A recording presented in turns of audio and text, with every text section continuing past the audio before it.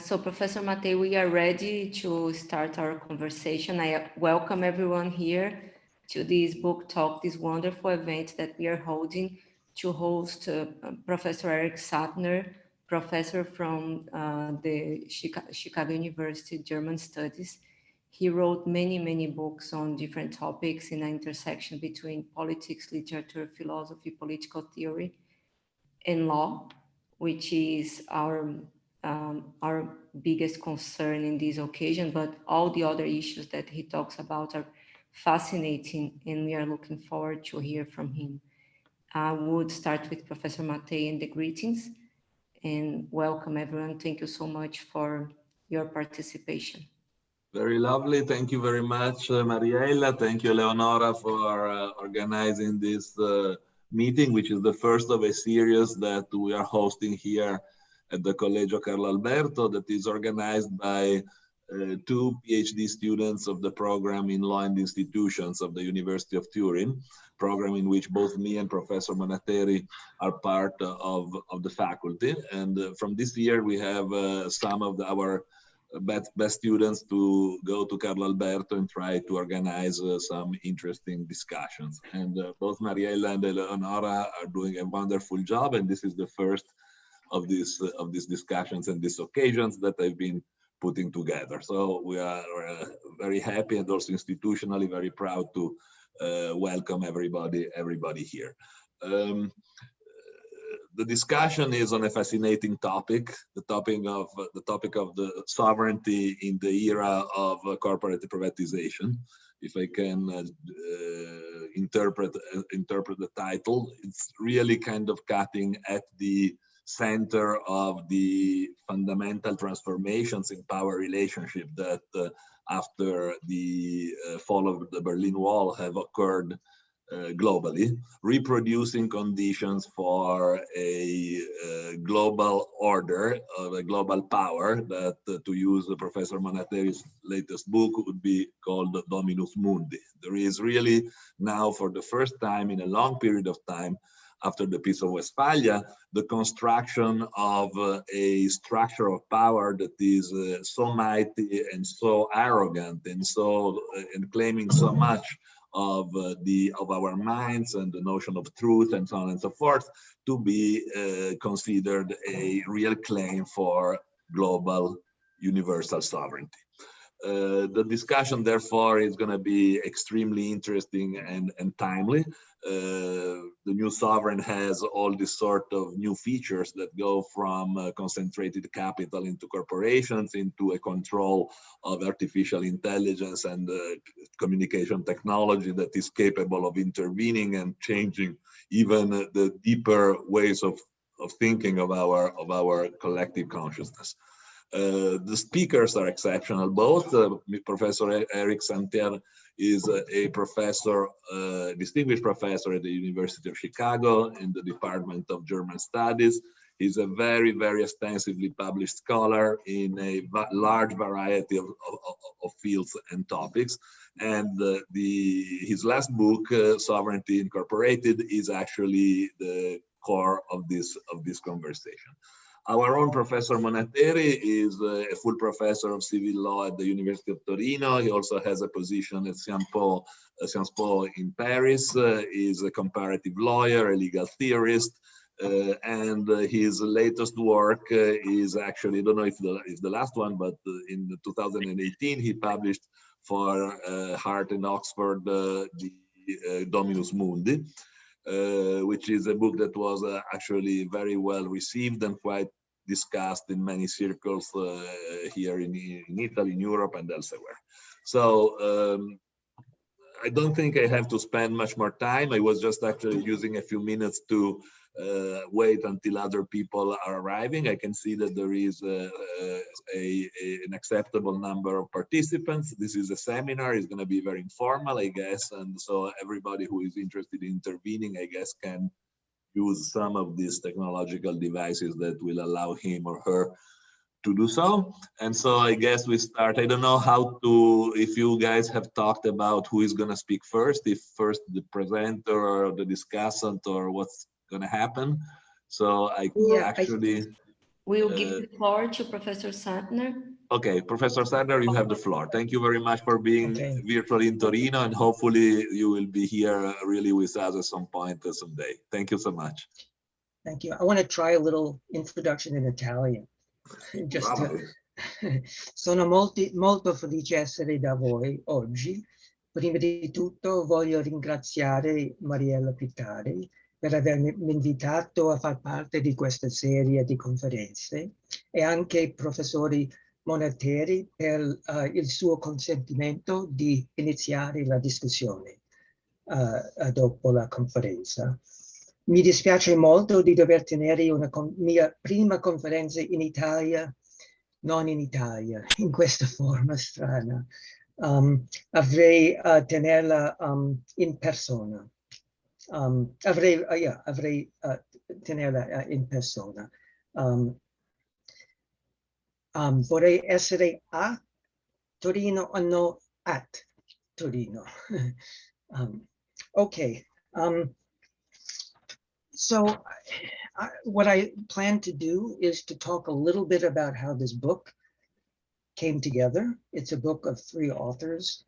And then I'm going to read for about 30, 40 minutes of a paper that tries to get to the gist of my contribution to the book. So the book came together really on the basis of a series of team-taught seminars. It's very common at my university. It's not official, it sort of happens under the radar. Faculty, team up together and teach seminars together. It's always a little problem, who gets credit, and so administrations don't like it, but we do it. And so I taught a seminar together with William Mazzarella, who's an anthropologist, on theories of mass society, theories of crowds. And in the course of that seminar, we read Emil Durkheim's Elementary Forms of Religious Life and spent a lot of time discussing this strange concept of mana, which had become so important in comparative religious studies in the 19th century and in anthropology. And the mana for Durkheim was something like the substance of what he called a collective effervescence, a kind of the energy that forms, the diffuse energy that forms in groups that then gets gathered into totems, into symbolic forms, symbolic objects. And then I did a seminar together with a young philosopher, American philosopher named Aaron Schuster, on basically neoliberalism from the perspective of philosophy, psychoanalysis, and literature. Actually the title of the seminar was The Debt Drive. So we were also thinking about the relationship between Freud's death drive and the society of debt. And we had in mind also Lazzarato's book, La fabbrica dell'uomo debito. So that was an important point of reference. But there we were talking about political economy and libidinal economy. And then on the one hand, and then with William Mana, and they came together somehow in this around thinking about sovereignty in the age of Trump.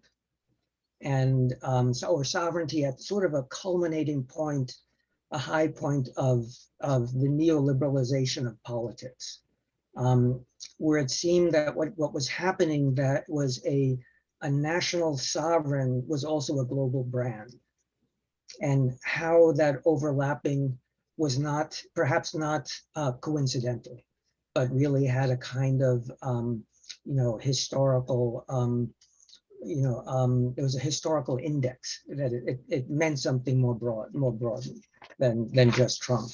So I'll now start reading the paper. I begin with 2 quotes. One is from Franz Kafka. It's a short parable, if you want to call it that, a short text, and written around in, I think, 1915. So it goes like this. They were given the choice to become kings or messengers. Just like children, They all chose to be messengers. For this reason, there are only messengers. They race through the world, and because there are no kings, they cry out to one another announcements that have become meaningless.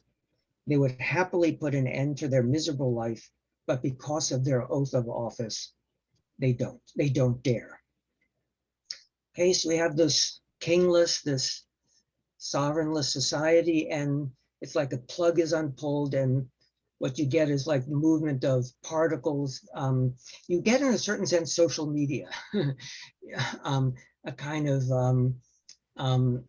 you know, the kind of the white noise of social media. You know, once a sense of sovereignty has been, you know, dissolved.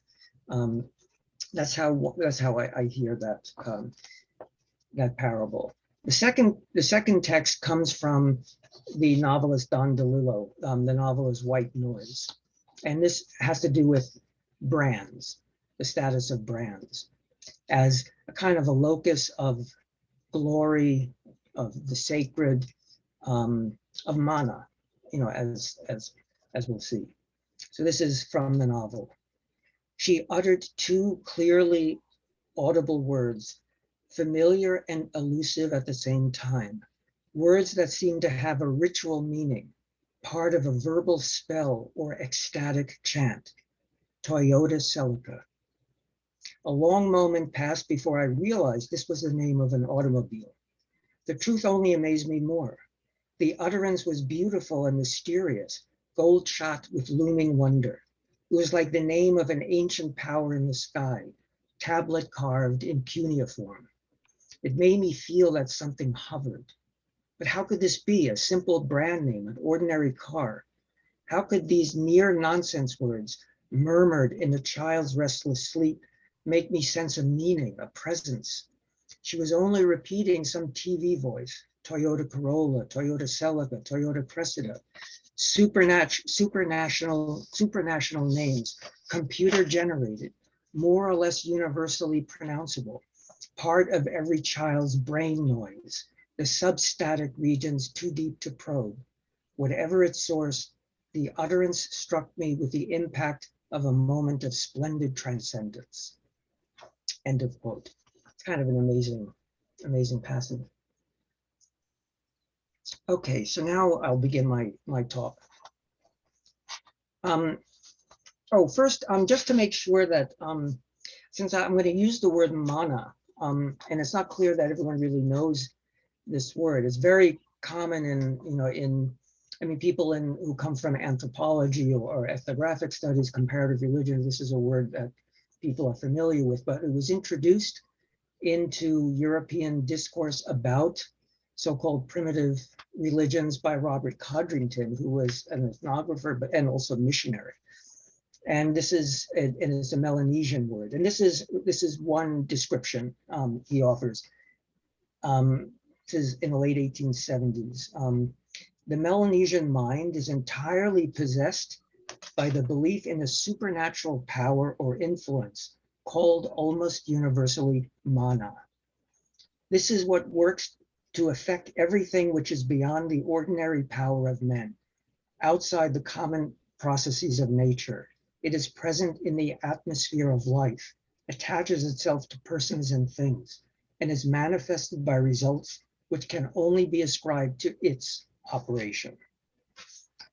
And then in his general theory of magic, Durkheim's nephew, Marcel Mauss, has his own definition of mana, which I also think is very nice.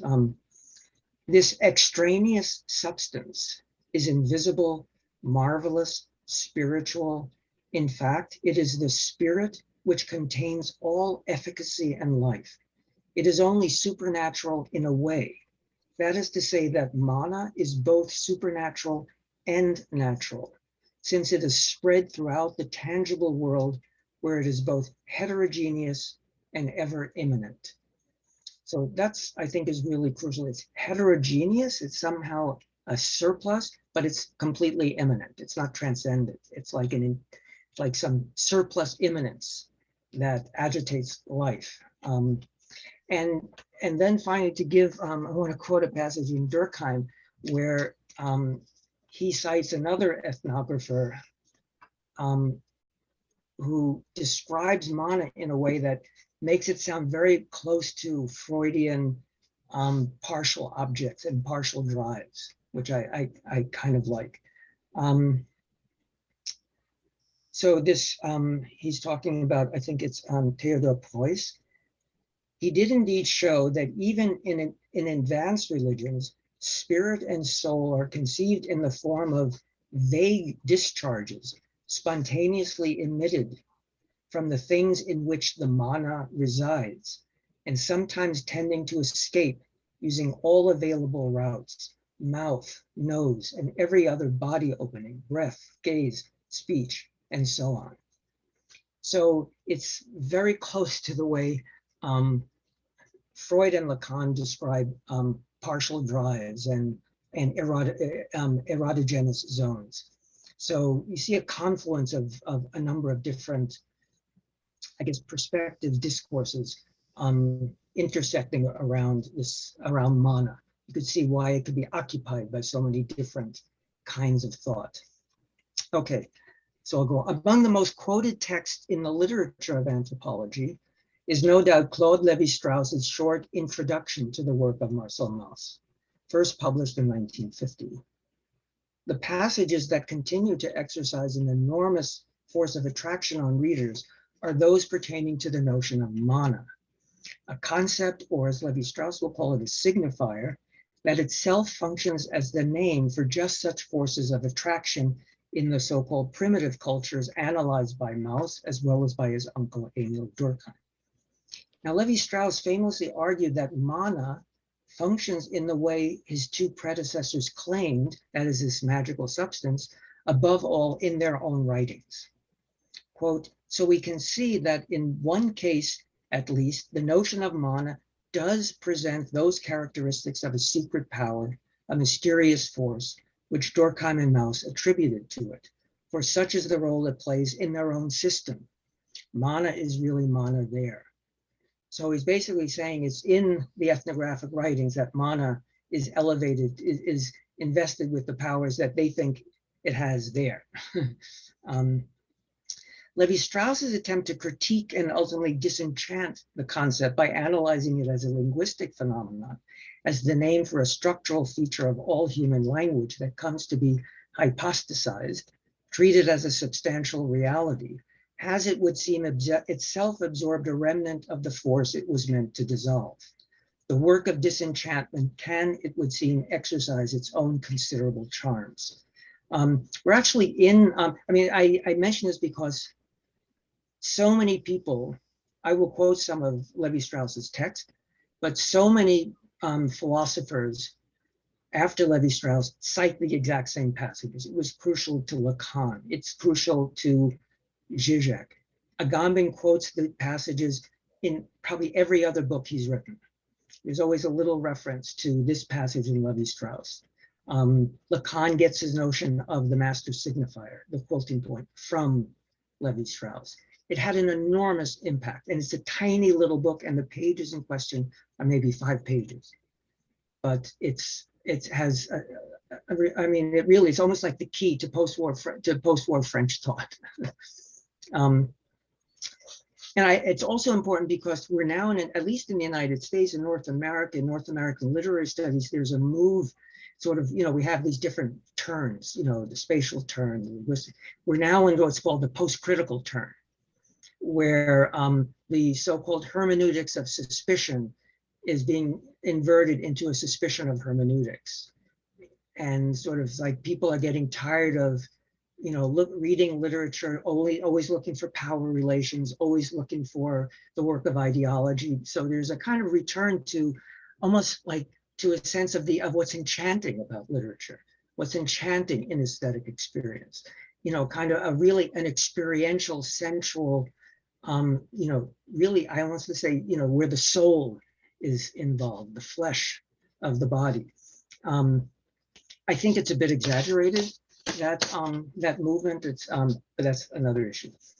Levi-Strauss's account of the emergence and persistence of notions like mana. So the question, why, if it's, if it really isn't this thing that Mauss and Durkheim think it is, why has it been such a compelling concept in ethnographic literature and so on? Levi-Strauss's account of the emergence and persistence of notions like mana is essentially an anthropogenic one. That is a story of the beginning of the human, the emergence of human life. One itself structured around a conceptual impasse or aporia. Becoming human, which for Levi-Strauss means becoming a speaking being, a creature endowed with language as symbolic system, implies a gap or missing link in the diachronic dimension of its occurrence, one indexed by a synchronic discordance in the communicative flow within that system. So in other words, there's a missing link in the emergence of language, and that missing link, something that can't be an object of knowledge, and that missing link perturbs language, perturbs all communications. So, which I'm calling the synchronic functionality of language is disturbed by a missing link in the anthropogenesis, in the emergence of language. So the origin of language, the impossibility of narrating the origins of language. Notions of the monotype, as Levi-Strauss refers to them, are meant to master or bind that discordance and thereby facilitate further communicative intercourse and exchange. So this is Levi-Strauss's little vignette of the beginning of language. Whatever may have been the moment and the circumstances of its appearance in the ascent of animal life, language can only have arisen all at once. Things cannot have begun to signify gradually. In the wake of a transformation, which is not the subject of study for the social sciences, but perhaps for biology and psychology, a shift occurred from a stage when nothing had meaning to another stage when everything had meaning. Actually, that apparently banal remark is important because that radical change has no counterpart in the field of knowledge. So a radical change that makes, in a certain sense, what we understand knowledge to be possible is not a topic in the field of knowledge. And so knowledge develops slowly and progressively. In other words, at the moment when the entire universe at once became significant, it was not the better known for being so. Even if it is true that the emergence of language must have hastened the rhythm of the development of knowledge. The emergence of language must have hastened the rhythm of the development of knowledge. So there is a fundamental opposition in the history of the human mind, this is still Levi-Strauss, between symbolism, which is characteristically discontinuous, and knowledge, characterized by continuity. Okay, so there are two dimensions always at work in language, and they're at odds. They're in tension, and we're always using both, though not always aware of being engaged in both dimensions. This opposition results in what Levi-Strauss goes on to describe as a kind of chronic economic crisis pertaining to the supply and demand of efficacious signifiers, a crisis only apparently resolvable by way of a deus ex machina. This is Levi-Strauss again, namely that man has from the start had at his disposition a signifier totality which he is at a loss to know how to allocate to a signified, given as such, but no less unknown for being given. There is always a non-equivalence or inadequation between the two, a non-fit or overspill, which divine understanding alone can soak up. This generates a signifier surfeit relative to the signifieds to which it can be fitted. So in man's efforts to understand the world, he always disposes of a surplus of signification, which he shares out among things in accordance with the laws of the symbolic thinking, which it is the task of ethnologists and linguists to study. So there's a kind of division of labor with respect to this excess of signification. There are certain disciplines that worry about it, others, and it's taken care of, and the rest of us don't have to worry about it. this is still Levi-Strauss, the distribution of a supplementary ration is absolutely necessary to ensure that in total, the available signifier and the mapped out signified may remain in the relationship of complementarity, which is the very condition of the exercise of symbolic thinking. It's very dense, and I don't pretend to understand everything about it, though I've thought about this for 20 years. And I think that's also why it's quoted so much, because it remains somewhat enigmatic. As already indicated, notions like mana functions, and this is my way, function as a kind of general equivalent for this surplus. So there's this too much signifier, and it has to be distributed within a symbolic system. And mana is one of the terms that functions as the general equivalent, sort of like the money, through which this, that transmits the value of the surplus within a system.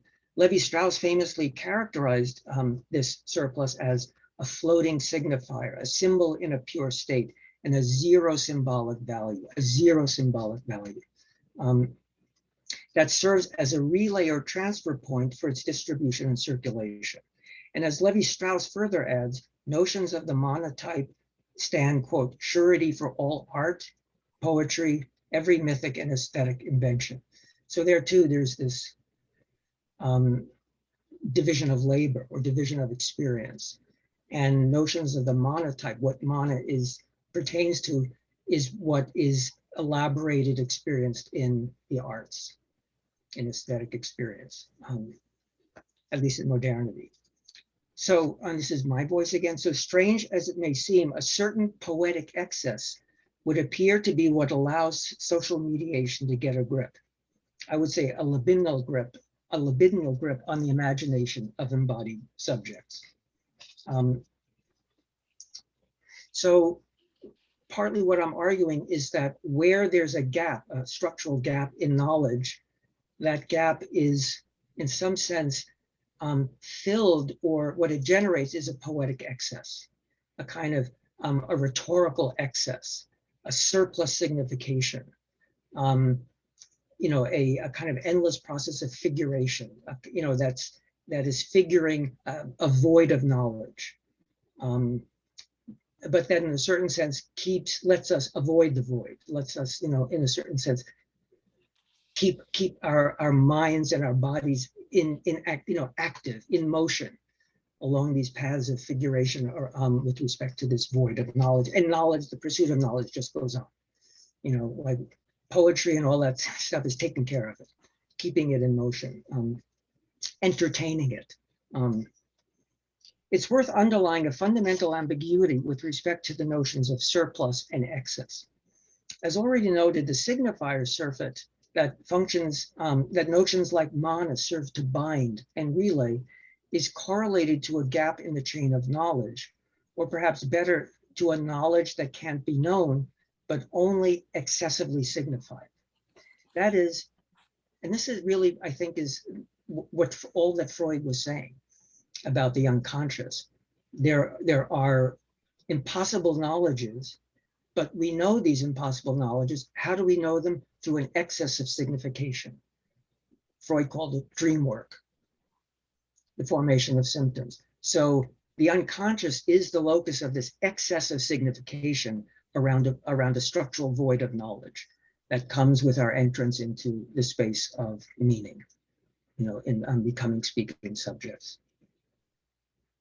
So excessive signification is, in a certain sense, a mode of knowing something that can't be known.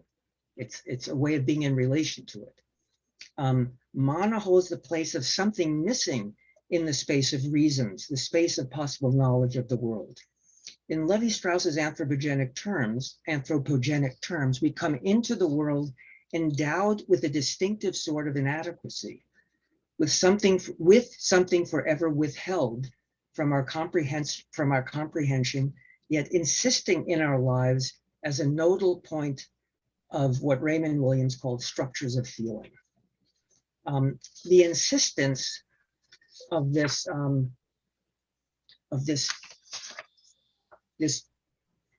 of this thing, there's something that's withheld, with which we're endowed. We're endowed with a without, we're endowed with something missing.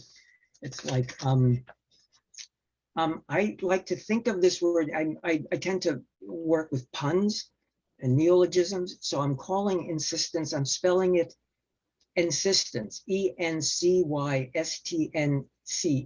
insistence. It's built around cyst, and to insist is like to take something on the outside, insist it, create a cyst in your body, sort of to insist something in your body. So it becomes, and this is actually sort of gets back to the uncanny, or to what Lacan calls extimacy, extimité. Something outside becomes intimate, becomes yours, but it's not really yours. The difference is what's taken in the body is nothing. It's a void. So it's so the insistence of this excessive significance, this energy, let's say this rhetorical energy,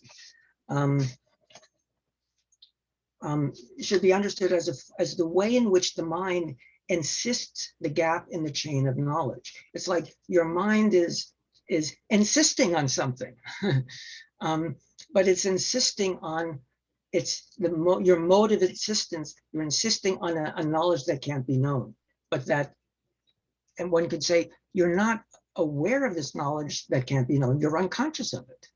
So we can have a weird knowledge of it, but the knowledge we call is unconscious.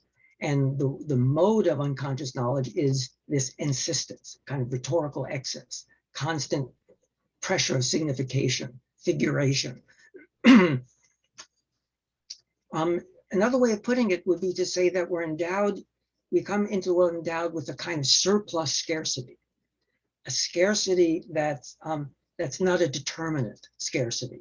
It's a kind of a fundamental scarcity, not caused by this or that, not determined, and yet exerts pressure in any experience we have of trying to repair scarcity. An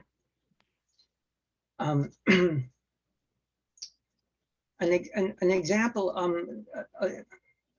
I probably shouldn't interrupt myself, but let me give you an example from Freud that may help to make this clear. In Beyond the Pleasure Principle, Freud describes observing with his daughter, his grandson's play with a toy, a little spool, and he's throwing it away and bringing it back, and he's saying "fort da," gone back, gone away here, fort da. So it's called the fort da game. And one way of, and Freud and his daughter Anna figure out that he's basically trying to master the emotions that come with being separated from his mother. So something happens, the anxiety of the mother's absence, and the child then develops a little cultural institution, a cultural game with an object and two syllables, a fort da, fort da. And so in a certain sense, he's playing with loss, what it is to lose something and then get it back. The problem though, and this is Jonathan Lear, my colleague at Chicago, pointed out, what's missing from this, what persists is the occasion that generated the pressure to play the game in the first place. That is, there's a kind of tear in the fabric of the child's life that the child then comes to master as a determinate loss that can be named. But the occasion that generated the pressure to develop the concept and live with the concept of loss can't be captured by that concept of loss. There's a remainder. And I want to say there's a surplus scarcity that's not named in the game, but that is somehow active in the game, is as a remainder that the game, the Fort Da game, never fully processes, never fully, it can't be aufgehoben, in Hegel's sense. So,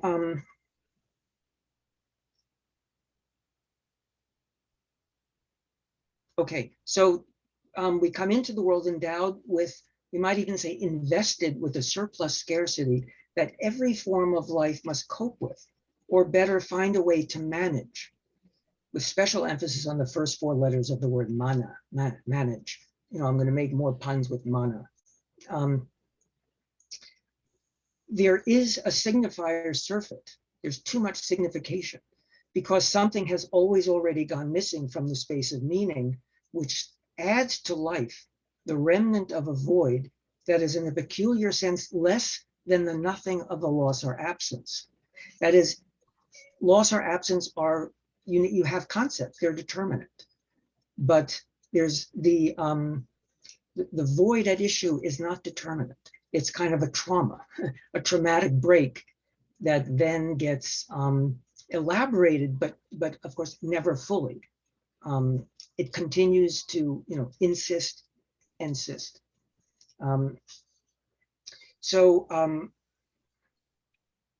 The surplus of the signifying stress that gets relayed by way of enigmatic signifiers of the mana type is the mode of being of an impossible knowledge of which we can only ever be insistently unconscious.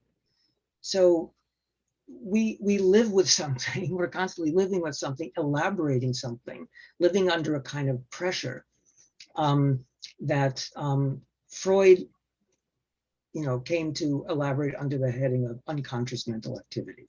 But there are other ways of thinking about it. I hope that is clear from Levi-Strauss analysis that that for Maus, Durkheim, and other researchers working in this moment where mana becomes, you know, a kind of you know, a very important term in the European social sciences in the second half of the 19th century, that the way I've talked about it, it sounds a lot like what Marx understands as the general equivalent in his analysis of the commodity form. I talked about it a little with mana as kind of the money, you know, the pure signifier of value. Here, you know, so one will recall that Marx characterized value as a social substance, and indeed as an occult and spectral one.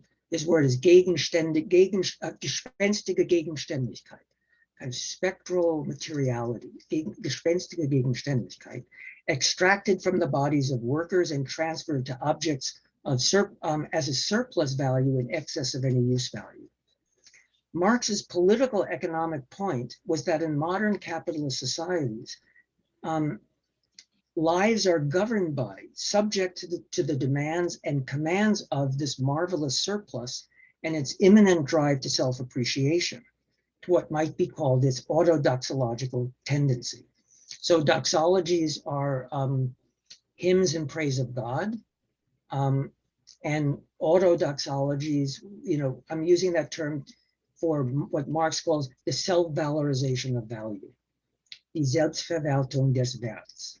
So the self-valorization of value, it's in a way, it's glorifying itself. You know, money glorifies itself by becoming more money. And this actually matches very much sort of the descriptions of doxology in the Christian tradition. We have to praise, God is made of praise, but we owe God, we have to nonetheless praise God. We get the capacity to praise God from God's glory. So we glorify God, you know, because of God's glory. So it's sort of like this, the self-valorization of value is something like the self-glorification of God through us, through our doxological practices. So I use this term because I want to link it, Marx's understanding of the self-valorization of value, to Max Weber's understanding of the spirit of capitalism as emerging out of the ostensibly Protestant compulsion to work solely and unceasingly for the greater glory of God, ad maiorem Dei gloriam. So remember, this is the basic thesis in the Protestant ethic book, is that the busyness of the Calvinists, their great success in early capitalism was because they were not really making things, they were not really making money, they were producing glory. That, okay, they had to make stuff, you know, they had to sell things, they had to, you know, manufacture things, but what they were really making was glory. Okay, so one might indeed argue that Marx's analysis of commodity fetishism prepared the way for these later anthropological investigations of mana, or rather that the scientific preoccupation with mana, along with fetishism, totemism, etc., is all a displaced way of engaging with the facts of the life ever more governed by the spectral materiality of value. So when I'm saying mana, this strange substance that Levi-Strauss analyzes really as a kind of general equivalent of a surplus, a signifier surfeit with which we always have to live. It has to be bound and represented in a way that can, so that it can be transmitted, circulate in a society. That's basically what money does with value. I want to say that the term mana, along with fetishism, totemism, all became so important because in these ethnographers, these anthropologists were living in a society where they were up to their necks with this spectral materiality of value. In a way, they were dealing with mana all the time, but it was under the form of value. It was in the value form. And as Weber, indicated, its value is something akin to glory that always wants more of itself. Okay, so if capitalism, as Walter Benjamin argued in an effort to radicalize Weber's thesis, is to be grasped as a religion, and indeed as one practiced 24/7, we should, I am suggesting, characterize it as a monotheistic one. So I'm saying that capitalism is monotheism. So one title of this talk was Marx and Monotheism. As Benjamin put it, in capitalism, quote, there are no weekdays. There is no day that is not a feast day, in the terrible sense that all its sacred pomp is unfolded before us. Each day commands the utter fealty of each worshiper. So Marx's labor theory of value should in turn be grasped not primarily as a theory of work in any straightforward sense, let alone of an industrial mode of production, but rather the process of mana-facturing. So in other words, the mana, like what does Marx say work is about under capitalism? It's not about producing useful objects. You have to produce useful objects. It's too bad we have to produce useful objects, but what we're really producing is value. What is really running the show is the self-valorization of value, more glory, more doxa. So it's really a kind of doxological process. So we're actually engaged in a kind of liturgical labor when we look to be most pragmatic and just down to earth materialistic. What we're really producing is something mana-like, something occult. And that's why, Marx says, there are all these metaphysical niceties and theological subtleties in capitalism. And I think that the 19th century ethnographers and anthropologists were onto this, but they were imagining you could only find it in Australia or Melanesia. But in a certain sense, they were really trying to capture a dimension of modernization. That is, that we are not that we are precisely not disenchanted. That our disenchantment is a myth. We are actually up to our necks with a spectral, substance that is actually governing our lives.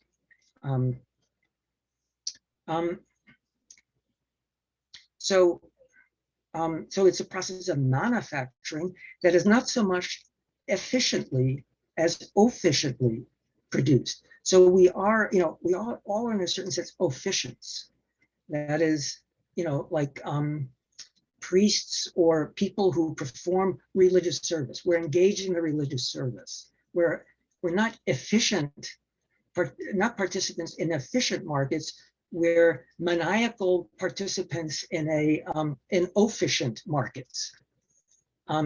We're very busy producing this spectral stuff when we think we're being most materialist. So I want to say that neoliberal economic theories should best be understood not as theories of efficient, but rather of efficient markets. So I want to say Durkheim never left Europe, but he wrote, this massive book about totemic religions in Australia. And I want to say he didn't have to leave Europe. because he was dealing with this stuff already. He kind of, at some level knew that, knew the kind of thing, knew the kind of substance that mana was without ever leaving Europe. Okay, now I'm going to step back a little and try to connect this all up with sovereignty. Now, Marx's first encounter with the concept of the fetish most likely goes back to his readings in the early 1840s in the history of religion. Among the works he consulted, or at least knew of secondhand, were those of Charles de Brosse, who in 1760 introduced the concept of the fetish into European debates on the elementary forms of religious life.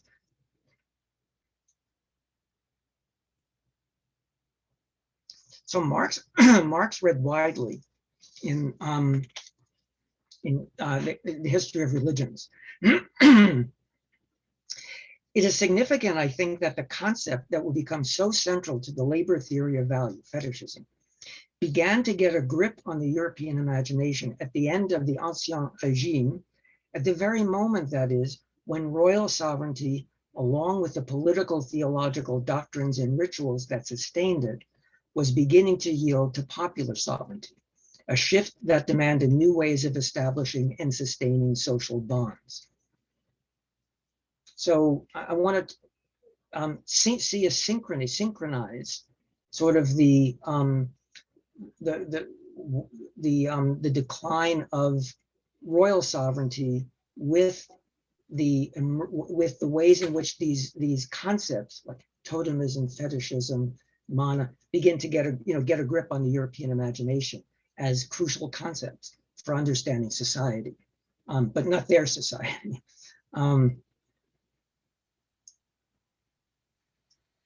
What Marx saw was that such bonds, such social bonds, social relations, were coming to be determined by the relations of production of commodities. In a word, that the political theology of sovereignty was being displaced not only or even primarily by a political theory or practice of democracy, but rather by the political economy of value, by the task of administering and managing a somehow sacred, somehow spectral materiality. Ideology thus did not need to enter bourgeois economic relations in a secondary superstructural way. It was always already there at its base, in the base materiality at issue in the mana-facturing process. So again, Marx's basic claim is that we are being governed more and more, not primarily by way of politics, but by way of the economic forces. So political economy was, if you want to understand how people become governable and how they're governed, you should look as much at political economy as you should at the formation of political institutions or concepts of popular sovereignty. So to repeat my claim, over the course of the 19th century, European theorists were extracting concepts from Europe's various primitive and colonized others in order to grasp the transformation of social bonds brought about by historical processes of modernization. What allowed the theorists of the mana moment, that is this late 19th century moment when people started using this concept, what allowed these theorists to recognize what the mana workers, that is those people over there, who believe in mana, were doing with their, mana infused objects, chiringas, these various things. What allowed the theorists of the mana moment to recognize what they were doing, what they were elaborating in the primitive cultures they were investigating, was the fact that their own lives had at some level become maniacal, absorbed by and busy with the everyday doxologies of value, doxologies once dedicated not only to God, but also to his secular political representatives on earth. So in a certain sense, political theology was the beginning of the secularization of doxologies.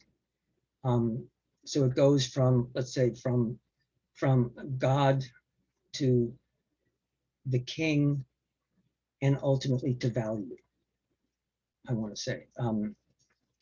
So as Marx argued, the political theology of sovereignty had, by the time the mana moment arrived, already become the political economy of the wealth of nations, which for that very reason meant that wealth was itself a misleading concept. That is, wealth, if we think that capitalism is about the wealth of nations, we're missing this dimension of the spectral materiality, the spectral objectivity, the glory, the doxa, the mana, the mana-facturing process. We think we're just producing loads and loads of commodities, but what we're really doing is participating in the self-valorization of value, the glorification, the self-glorification of value. How much longer should I talk, do you think, Mariella? We reserved 1 hour for your presentation. Okay. All right. So let me talk for a little bit longer. I won't read the whole thing. What I then try to do in the next section is talk about the way in which mana, this spectral materiality, sort of enters a new stage, becomes, I almost want to say, purified with the notion of brand and branding. So the brand is, in a certain sense, it's almost like the name, divine names. It's like the brand is, as it were, the pure stuff of value. And in a way, saying the name is, in a certain sense, a doxology. And I quote a bit from Naomi Klein's book, No Logo. She talks about corporate executives, who suddenly realize what they're doing is not really making stuff. They're making, they're marketing. They're a marketing firm. And what they're marketing is the brand. That's what they're selling. So she quotes, oh yeah, I don't have it, but she quoted the head of Nike, who's the CEO of Nike. He realized we're not really a sneaker. We don't really, okay, we have to make sneakers, but what we really are a marketing organization, and we sell Nike. As they sell the name Nike. That's where the doxa, the glory, the mana is in that name.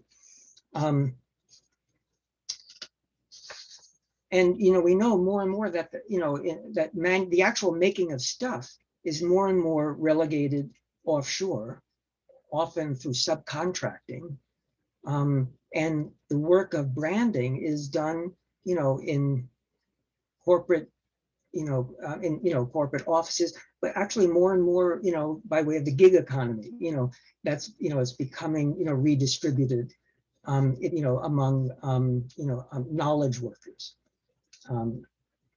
Anyway, so against this background, about the rise of the brand, and I actually started this whole project when at the University of Chicago, there was a big debate about sort of shifts in emphasis, like moving more toward the STEM fields, more investments in computer science, possibly introducing business economics into the curriculum of the economics department.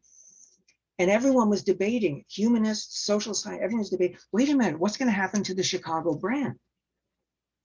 And I thought this was terrible if humanists and social scientists start talking about the University of Chicago as a brand. We've already, in a certain sense, accepted a discourse that is affecting our understanding of the institution itself and what the enterprise is about. So that made me wonder about just the prevalation of brand. And then of course we had a new president who was a global brand.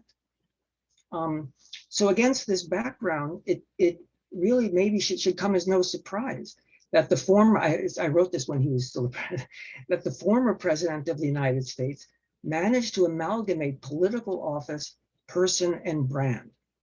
I'm even tempted to say that Trump was not fully mistaken when he repeatedly claimed that there was no real conflict of interest between his duties as president and those of running his business. He may in fact have simply been naming a new mutation in the modern political economy, which we might call brand name sovereignty. What this means is that the conceptual and lived distinction between homo politicus and homo economicus had begun to really lose its salience.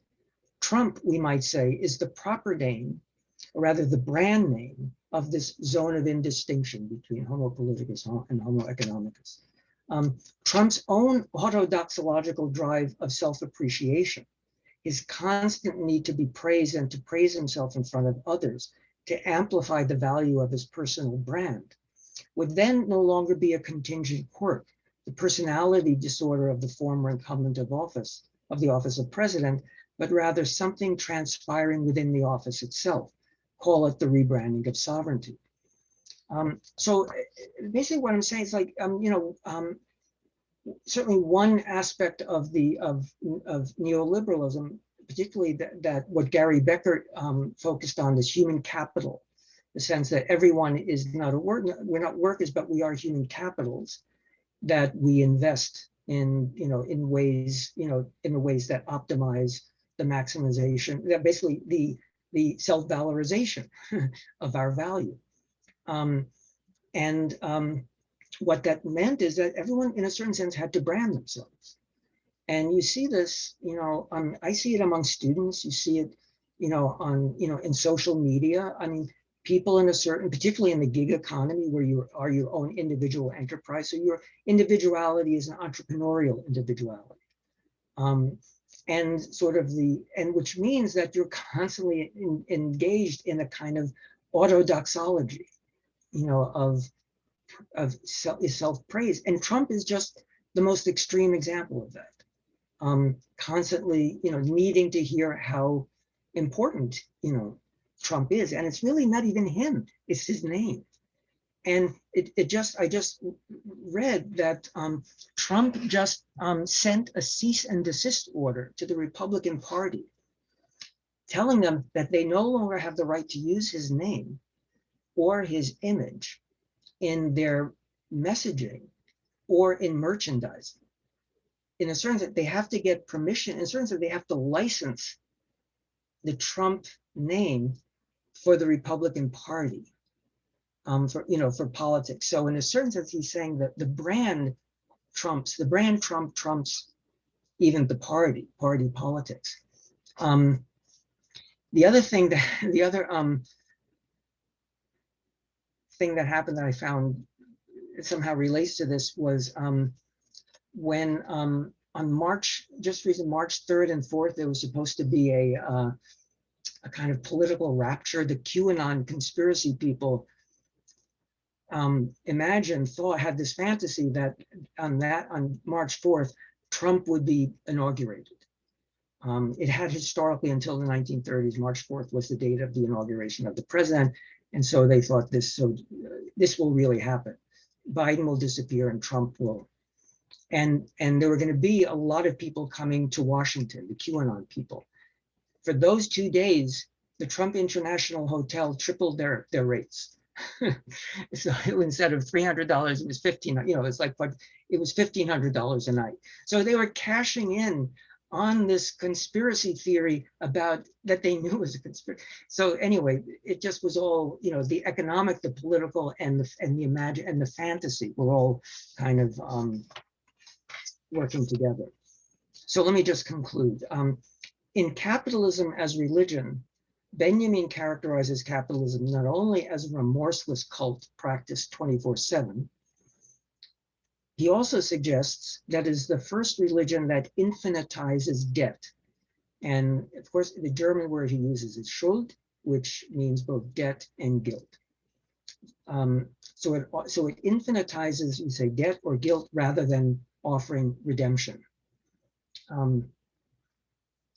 What ultimately drives the process that Marx characterized as the self-valoration of value is a maniacal enjoyment circling around a surplus scarcity that can never be made good, a sort of repetition compulsion at the heart of every narrative that allows us to convert that scarcity into a payable debt. a conversion that makes monotheists of us all. So what I'm trying to bring together here is that that concept of surplus scarcity and that void of knowledge that calls forth an excess, a rhetorical excess, an excess of signification that Levi-Strauss talked about, becomes, I want to say, that surplus scarcity in under conditions of capitalism becomes converted into the demand to redeem a debt. That is as if that surplus debt could be a determinant. It could be determined, and so there's an infinite attempt, or we're in a way rendered infinitely indebted, because at the core of all the debts is a void, a surplus scarcity that can never be, is not determinate, and yet it's experienced as a kind of an imperative to make good, to make something good, repair something that is irreparable. So against this background, so I want to say we all are, in a certain sense, monotheists, in that we're caught up in this project. Against this background, a notion like Sabbath rest, assumes a new aspect, as does its radicalization in the notion of the messianic. I would suggest that the cessation of work at issue in what we might call our sabbatical calling pertains not to work as such, but rather to the mana-facturing process that keeps us maniacally busy working off an impossible debt, filling a surplus scarcity that ultimately, in one historical form or another, just belongs to the human condition as speakers of a language. So in a certain sense, what's at issue is how this surplus scarcity, how this void gets converted into a demand that that in a certain sense takes hold of us, and we become subject to this demand. And it's ultimately a demand for work, but it's ultimately not purposeful work. It's ultimately work driven by a surplus scarcity that can never be, that's irreparable. And so the problem is, how do you rest? How do you introduce a Sabbath there? And introduce a Sabbath with respect, I almost want to say, the super egoic dimension of your work, which is constantly not enough. There's always more, so, and I want to say capitalism lives off of this kind of super egoization of a surplus scarcity, of this fundamental void that's been theorized in different ways. I just used Levi-Strauss's version. And so the question is, like, if in a certain sense we're governed at some level, that is, our subjectivity is organized as, as indebted, that's, it's Lacerato's, term, the indebted man. It's a form of subjectivity that renders us governable in contemporary life. So how do you intervene there? And I think Freud's understanding of psychoanalysis was an intervention in that dimension of our life. I think that Walter Benjamin's very vague notion of the difference between mythic and divine violence, his notion of a general strike as opposed to the political strike, was struggling with this thought of how do you intervene there. I think Giorgio Agamben's work is all about that. How do you, the idea of finding other uses for the body. It's in a certain, or profanation. It's not about work. It's not about, and that's also his reading of St. Paul. It's not the law, that's the problem. It's some excess introduced by the law. So you could keep the law, just somehow drain the super egoic excess. And then there's a new dispensation, a new kind of subject, and thus new kinds of social bonds could be formed. So I had, I'm not going to read. I had this last bit. There's a wonderful quote by Kafka that's from a diary entry where he, from 1920, and he has this fantasy of hammering, what it would be to hammer in a way that I want to say is hammering while taking a Sabbath from mana-facturing. And it is a kind of bizarre, I then, I'll actually just read that last quote. It's very beautiful. I had prefaced it with a discussion of two other hammers, famous philosophical hammers, Nietzsche's hammer from Twilight of the Idols, how does one philosophize with the hammer? And then Heidegger's famous hammer from Being and Time, like what does hammering mean? Like what does it mean to be with a hammer? That is some, to work with tools, fundamentally pragmatic dimension. And what happens when the hammer breaks? The designs Prague, the question of being emerges. And then Kafka's hammer. So this is, I'll just read this. And I think that what he's talking about here is something like the emergence of a kind of natality, to use Arendt's term, or Robert Musil in The Man Without Qualities talks about Möglichkeitssinn, that is the sense of the possibility of new possibilities. That is something that could happen in the imagination if you suspend, if let's say that excess of figuration is not put in the service of a kind of of a mana-facturing process, if it could be in a way freed up. One day, many years ago, I sat on the slope of the Laurentiberg feeling sad. I was considering the wishes I had for my life. The most important or the most appealing wish was to attain a view of life, and this was inescapably bound up with it, to convince others of it in writing, in which life retained its natural full complement of rising and falling, but at the same time would be recognized no less clearly as a nothing, as a dream, and as a hovering, a beautiful wish perhaps, if I had truly wished it, or as you say, wenn ich ihn richtig gewünscht hätte, if I had wished it in the proper way. So there's a secret, the super ego jumping in. It's a beautiful wish. I didn't wish it quite in the right way. And then he says, somewhat like wishing to hammer together a table with painstakingly methodical craftsmanship, and at the same time to do nothing at all.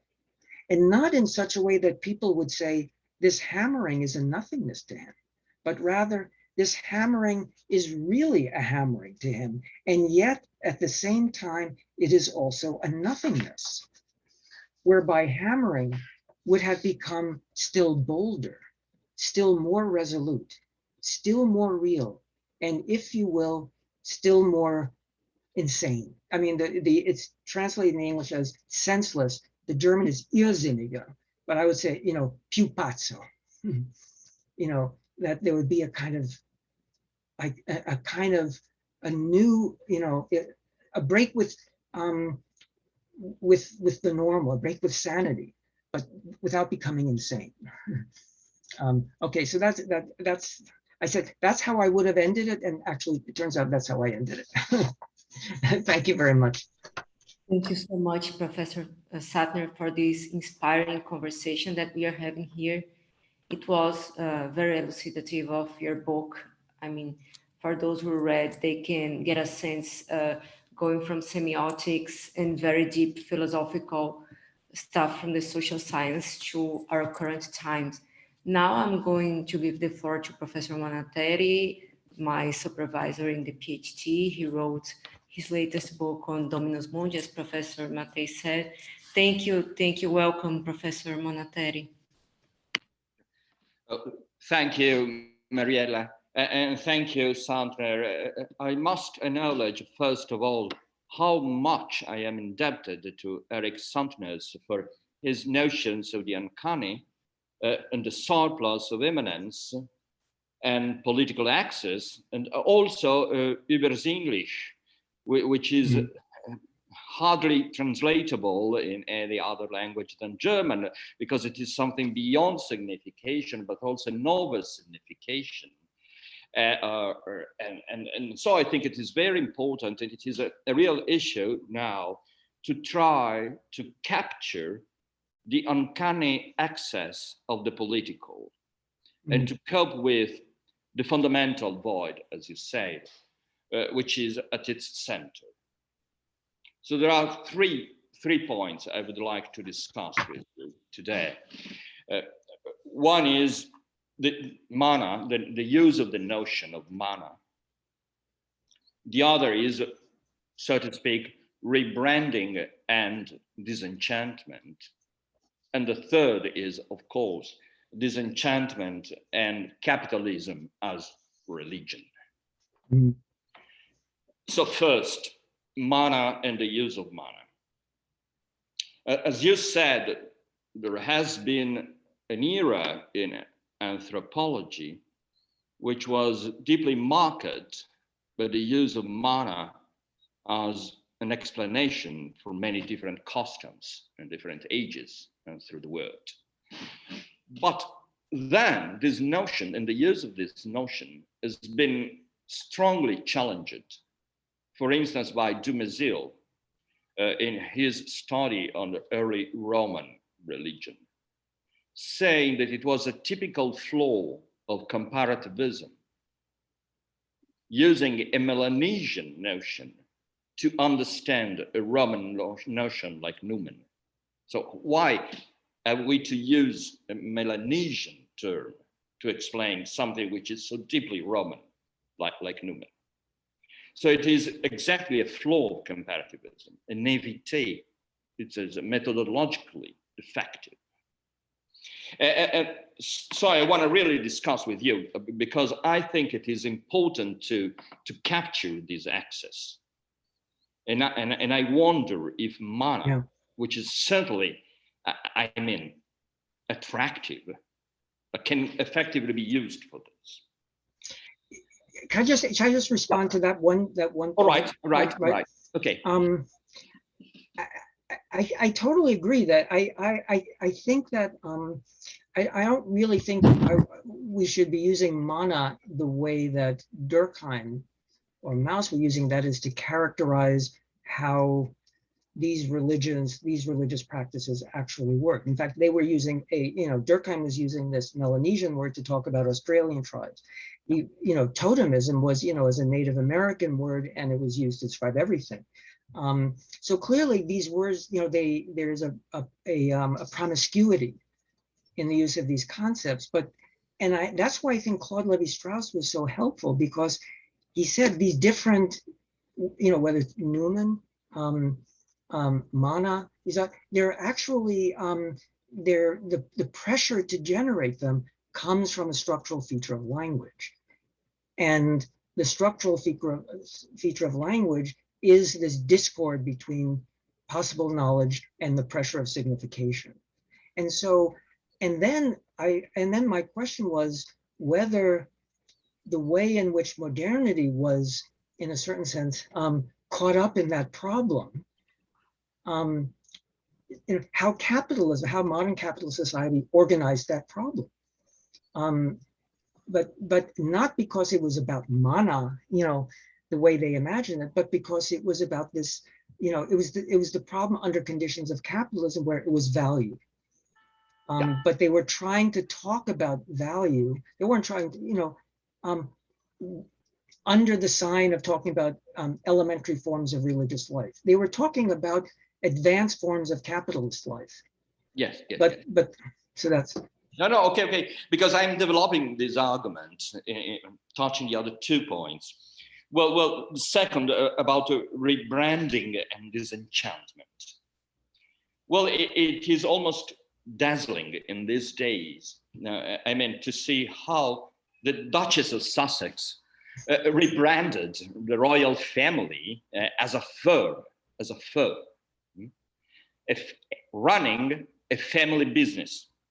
So this is really a disenchanted world. I mean, maybe this is the way that the American audience can understand the royals. But for you who wrote about the royal remains, royal remnants, it is unbelievable how royalty became so disenchanted to be a firm with a family running the business.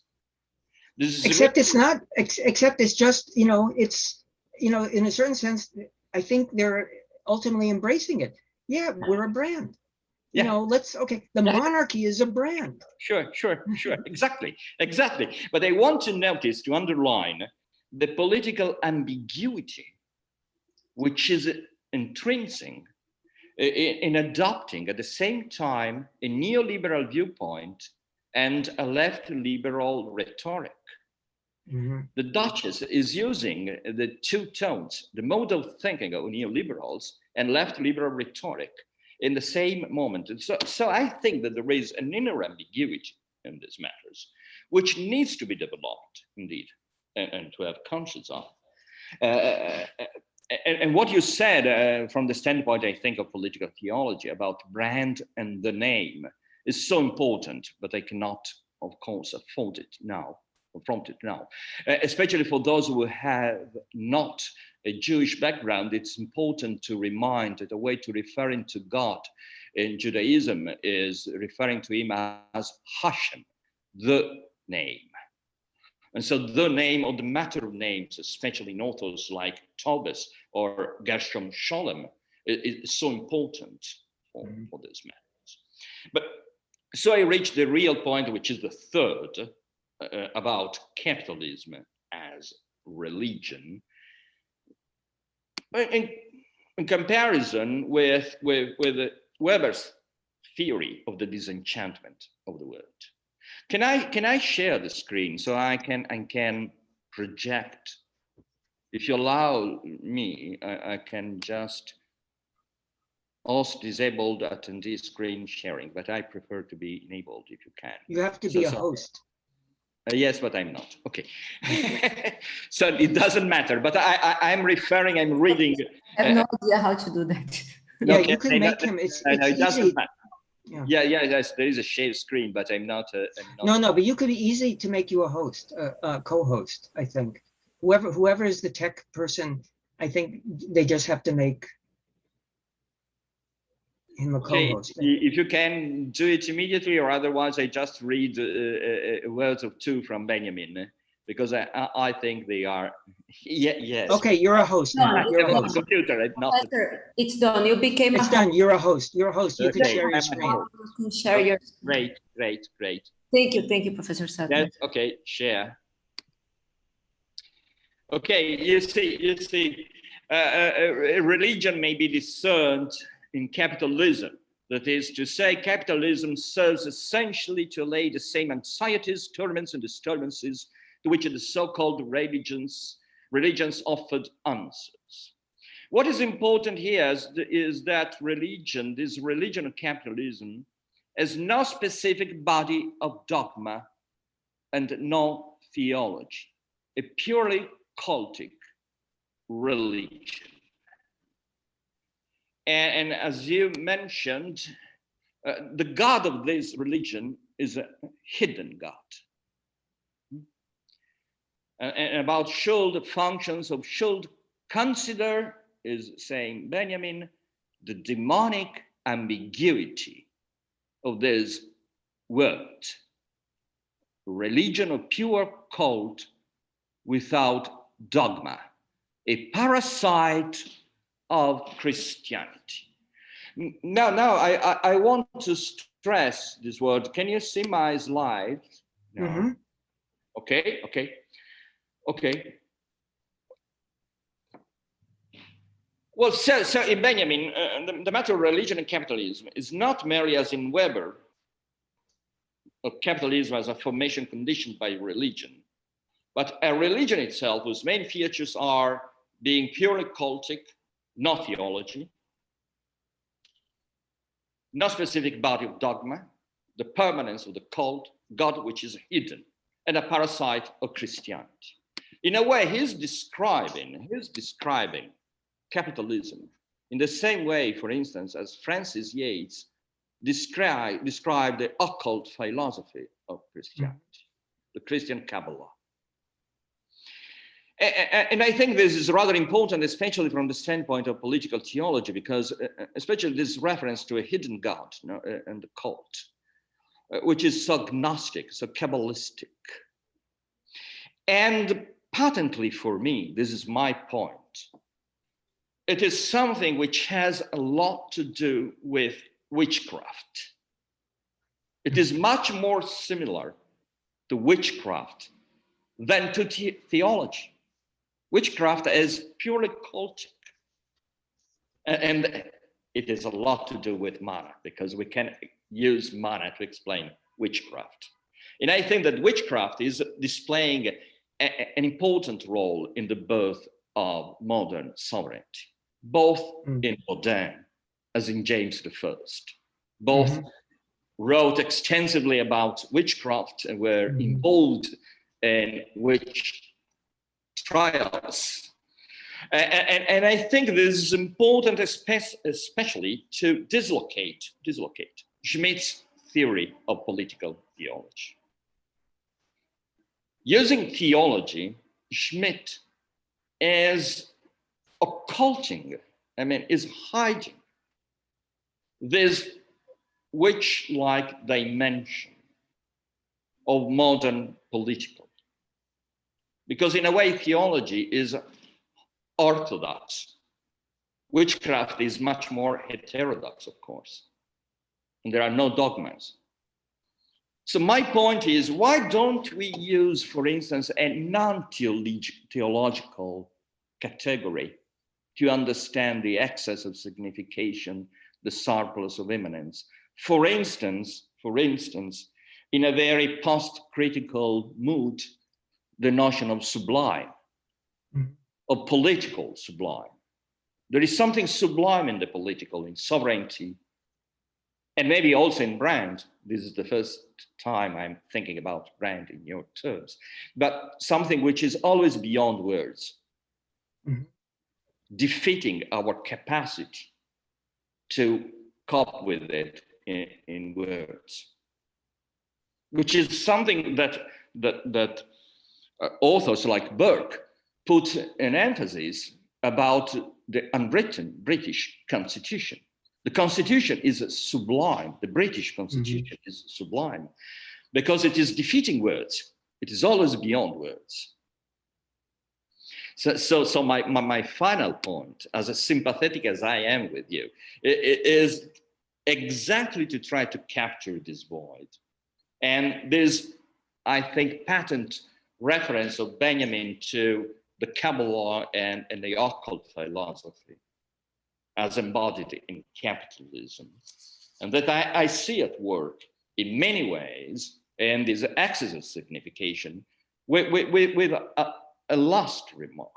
Last remark, if you see that the basis of the Leviathan, I'm not concerned here with Leviathan itself, but just on the city. And you see this city devoid of citizens with only the doctors with a plug mask. The masks. And so if someone say that state of exception is a miracle, I would say, maybe after you or with you, I would say, no, they are not miracles, they are wonders. And everything is changing. Because of course, saying that a state of exception is a miracle is a way to ennoble it. Whereas the reality, apart from every false consciousness, is no, state of exception is just a wonder. Or maybe more, it is a wonder anyway, not a miracle. It has nothing to do with theology. It has a lot to do with mana and witchcraft, maybe. Okay, thank you. This is my point. Thank you. That was great. So I think I agree with the basic thrust of your your remarks. I think that in a certain sense, like there's this chapter in, how do you say, is Agamben pronounced Agamben or Agamben? How do you pronounce it? Agamben. Agamben, okay.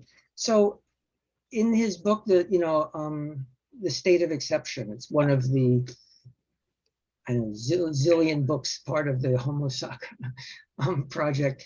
He has a chapter on Schmidt and Benjamin, and the chapter is called Gigantomachy over a void. So it's the struggle of the giants over a void. I think you just entered that struggle yourself, and you're, in a certain sense, seizing the void away from Schmidt and from political theology, and trying to relocate it, and in a certain sense, withdraw it from political power.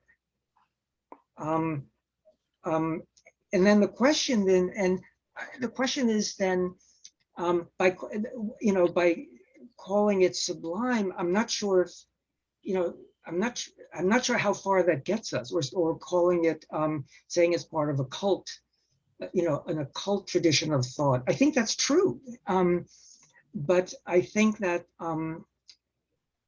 I think these are just various ways of trying to seize the void from its capture by, in a certain sense, by sovereignty and by way of the notion of the state of exception.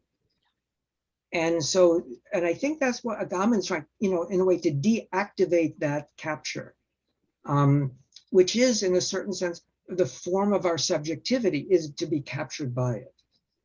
But I think that what Benjamin is saying, and I think that we're no longer really captured by it with respect to a sovereign, but rather with respect to value, with respect to the displacement of sovereignty into economic authorities and forces. And there, I do think there is dogma.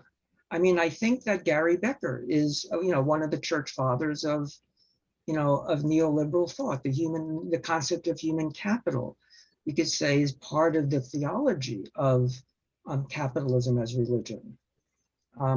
Especially since Gary Becker says it's 24/7. I mean, there are no, every day is a holiday. Every day is a feast day of capital. Every day you have the choice. You have the decision to make what you're going to do with your human capital. You're going to take a day off. Well, there are opportunity costs for that. You have made a decision on your investment in your human capital. It doesn't mean you are not. It's still a holiday. It's still a feast day. You're just spending it in a different way. The obligation to do something with your human capital never ceases. And in fact, the real problem in neoliberalism is what to do with your so-called free time, which Gary Becker says, I don't like to call free time, because it's not free time. It's just part of the whole thing. It's basically life. So it's where the human capital, where neoliberalism and biopolitics converge. It's basically managing life as capital, as, investable capital.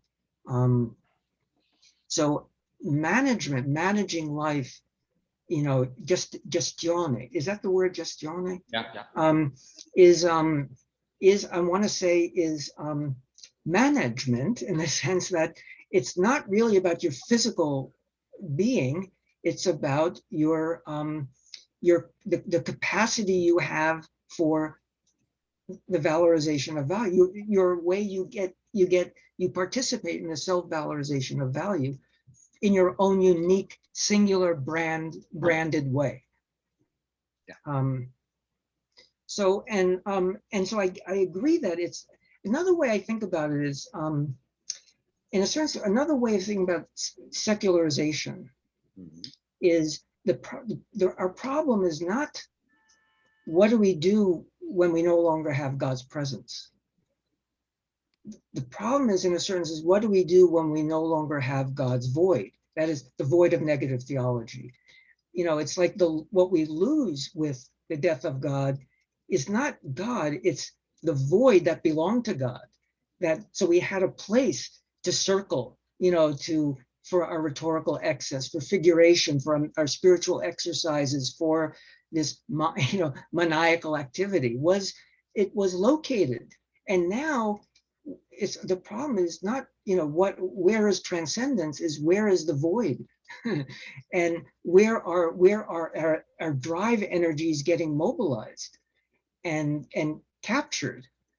So it's like, so we go from negative theology to, you know, the question is, do we then have a negative anthropology, sort of the empty subject, or negative cosmology, or negative ontology, inconsistency of being? I don't know, but partly what I'm saying is the void, like how to live, how to insist the void and insist on the void is, I think, a fundamental political, it's an individual question, it's a psychological question, it's a cultural question, but it's a political question, because we don't do it in just ourselves. The whole society, in a certain sense, gets organized around it, you know, has social modes of insistence, and we participate in them. And so I think really the struggle, I think the sublime is, I think, a really important concept for thinking of insistence. But it comes from an aesthetic, you know, the aesthetic tradition, the tradition of aesthetics, really. And it's an aesthetic feeling, and it's part of a kind of aesthetic judgment. And but I agree, I think it's an incredibly fruitful concept for, but I kind of like, I'm just enjoying insistence right now, as something that's helping me, the idea of that we take in not as something, but an excess of nothing, a less than nothing, that we then get caught up trying to convert into a determinate nothing that we could fix, that we could fill, if we just work hard enough. If we just, you know, yeah. Yeah, I agree. Please, Mariella. Thank you for this wonderful interaction, Professor Monateri. There is, I think we have questions from the audience. Anyone who wants to speak can raise its hand or just activate the sound and talk. I'll have a few questions, but we can leave for the end because I don't want to prevent anyone from speaking.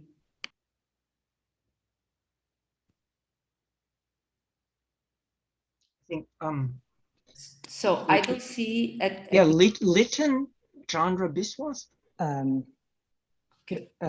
Thank you very much for your presentation, and it's very intriguing, especially for me. I'm a student, a PhD student. I'm doing PhD to see the relationship between human body and law. To be specific, how the spatial requirements of the human body can shape law.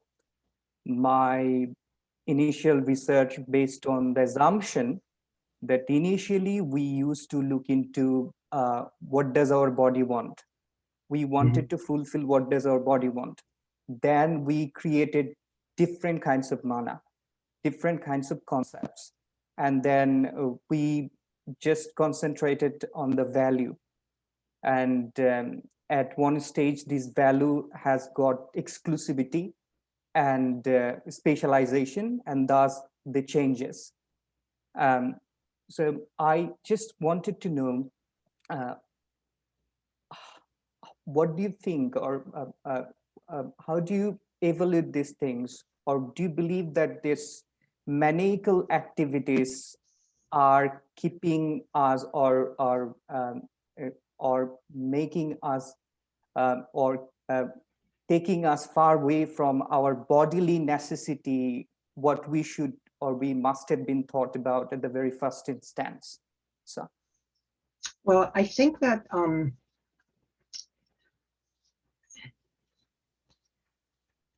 I mean, part of I'm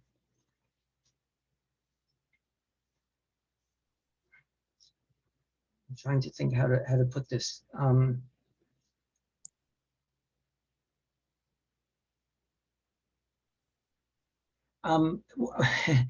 Another little book of Agamben's, which was actually a series of lectures he gave in 2001, right after 9/11, at Princeton University. was about the concept of stasis in Roman, in Roman law, but also in Hobbes, in the work of Hobbes. That is the idea of civil unrest, civil war, and kind of antagonism.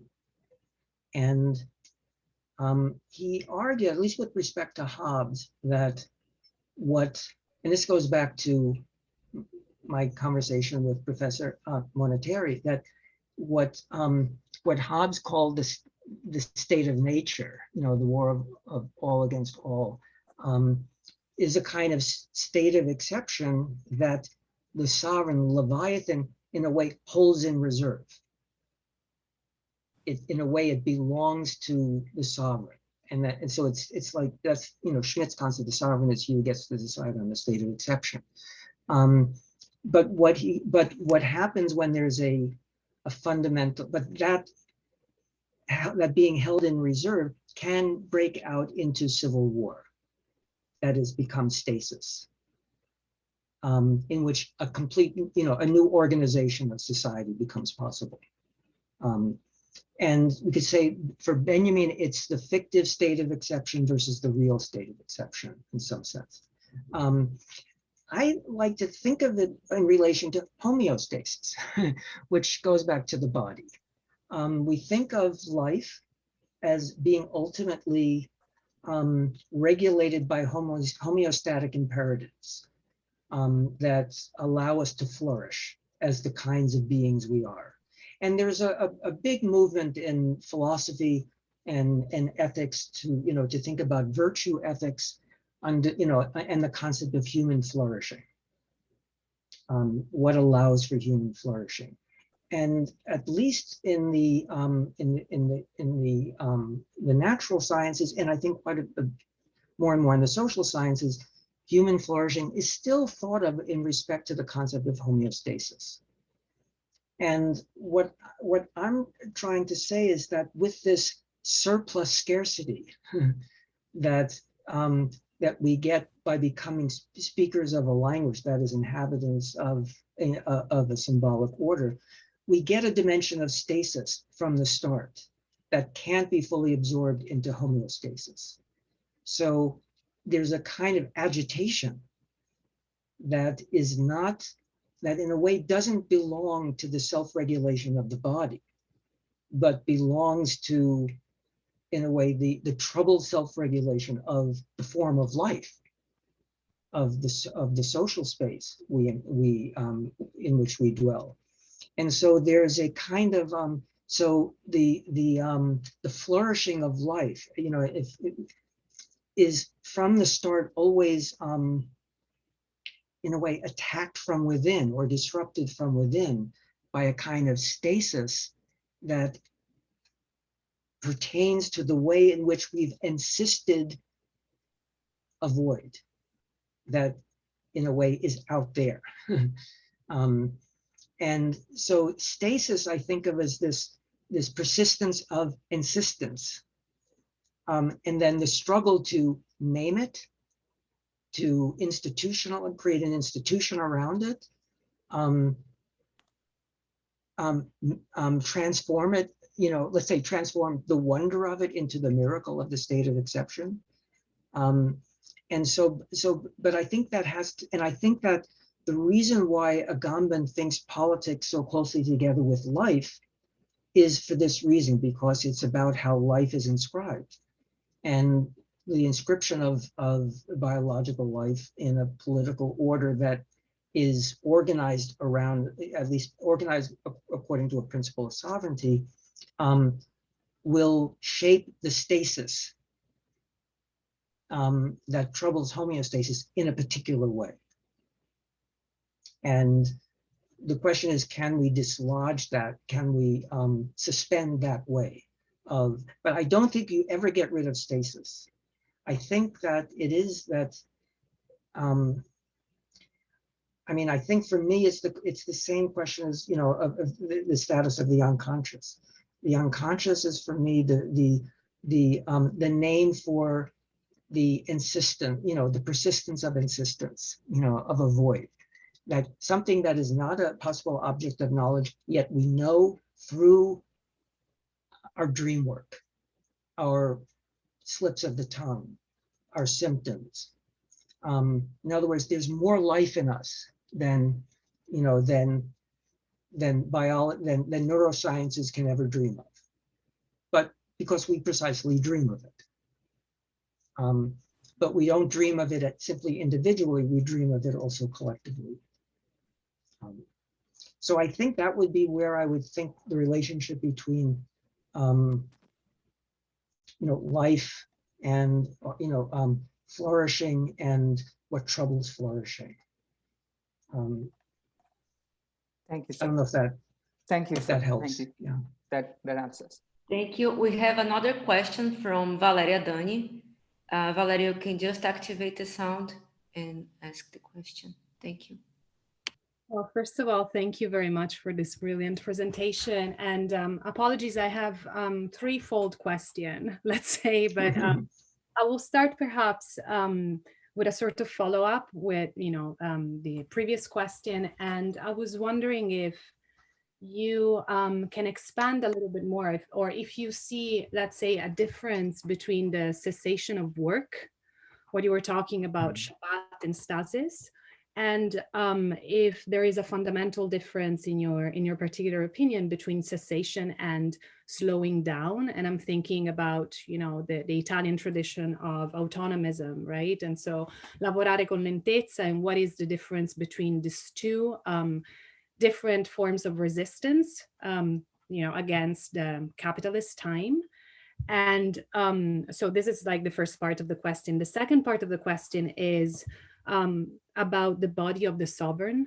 And so I'm very interested in understanding what is your take, or if you can expand a little bit more about what shifted, if something shifted during the pandemic, about our conception of the body of the sovereign, and also if that is related to the question of branding at all. So if there is a shift in our conception of that particular flesh. But mostly I'm very interested in the question of you know, cessation and slowing down, especially because recently I realized that in the United States, slowing down is seen as more dangerous than stopping work.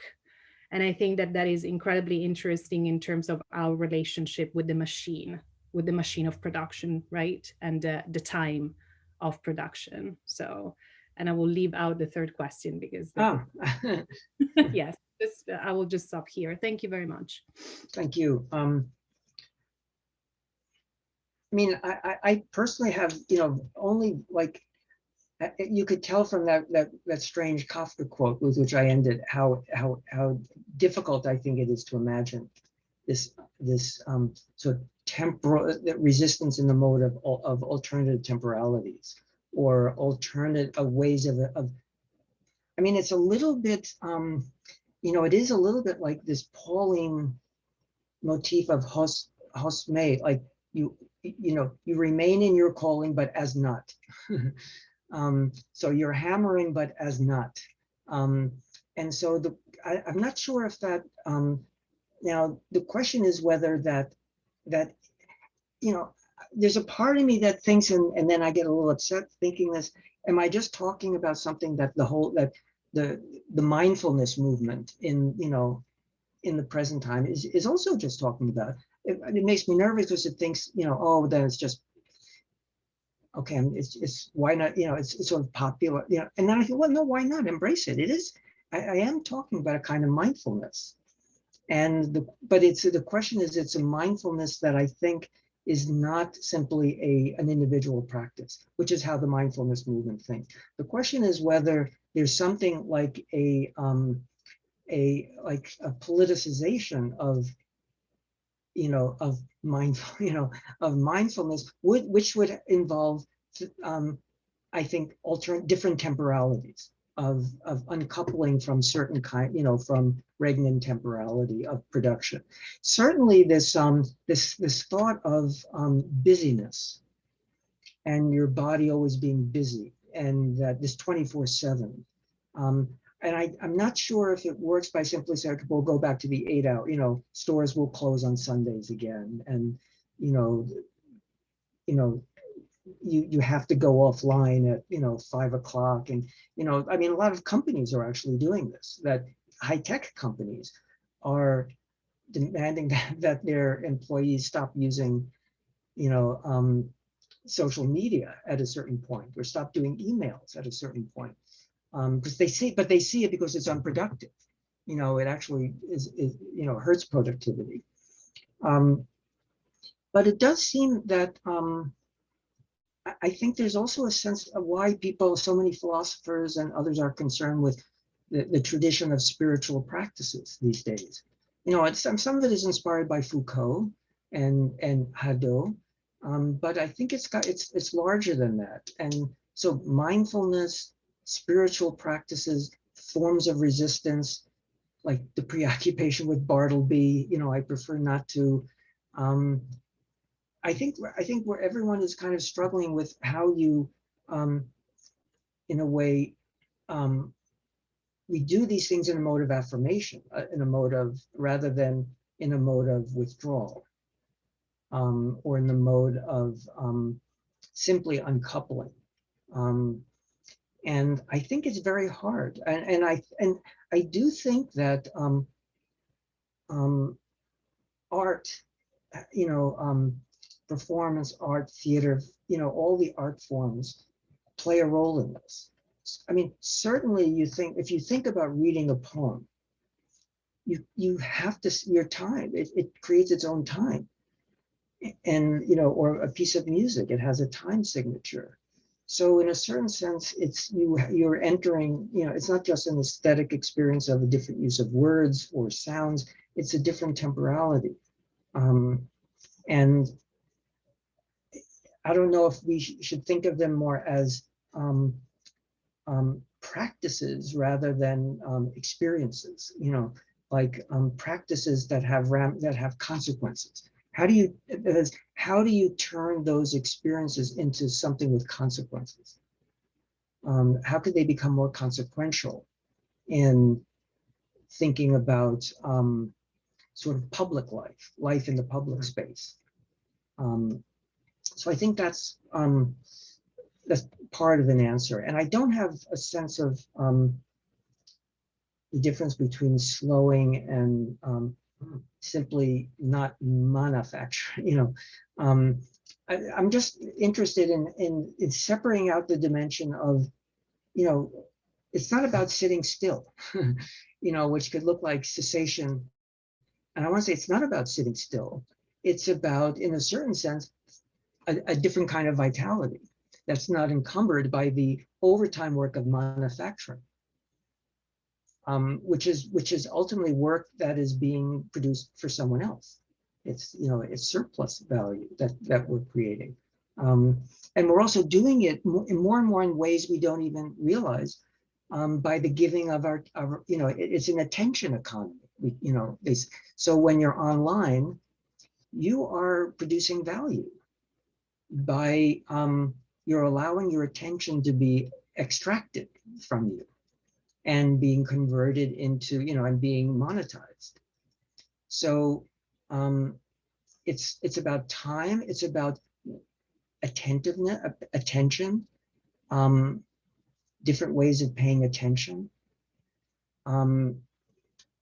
different ways of withholding attention, from certain things that otherwise constantly demand our attention.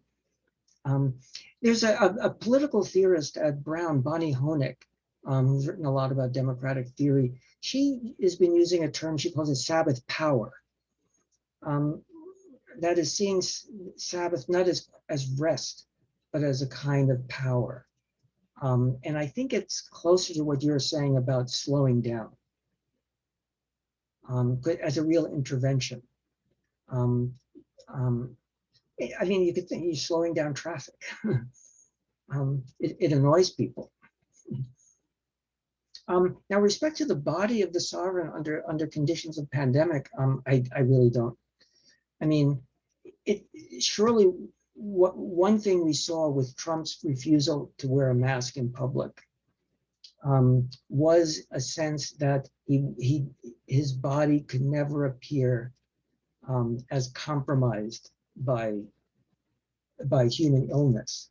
And again, the two bodies, one body in the two bodies of the king, one is subject to illness, sickness, and death, and the second body is not. And Trump understood that he is a second body. His body is clearly a manufactured body. Everything is artificial, is manufactured, and it's put together, and he knows it's in a way the second body. It's the brand body, and that brand body the brand would have been damaged by a mask. Now, he as a person, he got sick. Oh, that's just his mortal body, but the brand body didn't get sick, and that's why he had to constantly, manifest it. Thank you. And there is also the myth on his overcome of the illness, the way that was portrayed when he was suffering the illness and he overcame it, and it became, his myth became even larger. Professor, if I can have a question, if God is dead, how can we live in immanence forever? It makes me think about an episode from Black Mirror in which, transhumanism and everything, they decide to die, but they don't die. Their consciousness go to this ubiquitous space. So from some of the thinkings that I was trying to connect between Professor Monateri and your talk, if there is this loss on capitalism, this feeling of loss, how can we replace it? We replace it with what? Because if political theology, as there is this discourse of displacing political theology as the mainstream of our political talk to another sort of categorization, what we are left with before this loss is that transhumanism, is that a permanent immanence in this sphere that we just disregard God, dogma, everything that recollects us to our ancestrality, and what we do with our psyche, what we do with all the subjectivity that still goes on. If we are not the economic, self-interested men, if we always need to go back to the categories of Bataille, of the totemic, the taboo, the fetishism, the mana, if we are still that, how can we comply with this new demand of killing God and be left with the void? Thank you. But again, I think I think of the void.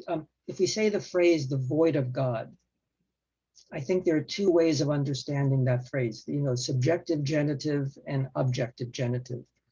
The subjective genitive is God has his own void. God enjoys a void, and that's the void of apophantic theology. The void of negative theology, so crucial in the European mystical tradition, and that goes also up to Sholem and Benjamin, where the void of God is not a problem. The problem is voiding the void of God. That is the void of God in the sense of the objective genitive, where God is voided. And when you void, the death of God is what you lose is not so much God's presence as the localization of the void, as a way to get, as a locus of psychological, social, political, cultural self-organization. And so I think that the way I understand death of God is that our problem is